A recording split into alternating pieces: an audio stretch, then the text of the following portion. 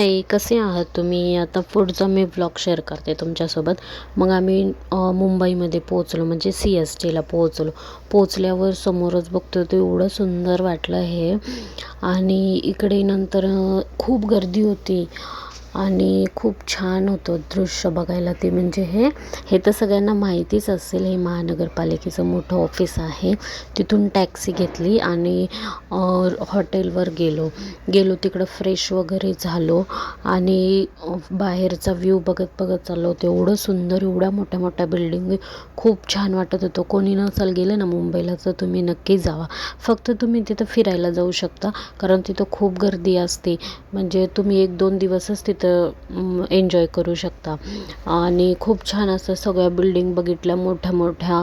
आणि अजून तर खूप कन्स्ट्रक्शन सुरू होते तिथे आणि छान वाटत होतं. पण गरमी खूप आहे तिकडे, गरम पण खूप होत होतं, कारण पुण्यामध्ये एवढं गरम नाही होत. मग काय आवरून वगैरे निघालो आम्ही संध्याकाळी, कारण तिथं काही आराम करायला नाही गेलो, आपण फिरायला गेलो. म्हणून आम्ही पटकन रेडी झालो आणि बीचवर गेलो.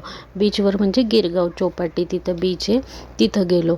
तिथं गेल्यानंतर बघितलं ही माती मला खूप आवडली, असं चालायला खूप छान वाटत होतं नाही का. आणि डुगू तर एवढा एन्जॉय करत होता, मातीतच खेळत होता. आणि रात्रीचं खूप छान वाटतं समुद्राच्या समोर बसून बघायला. बाय.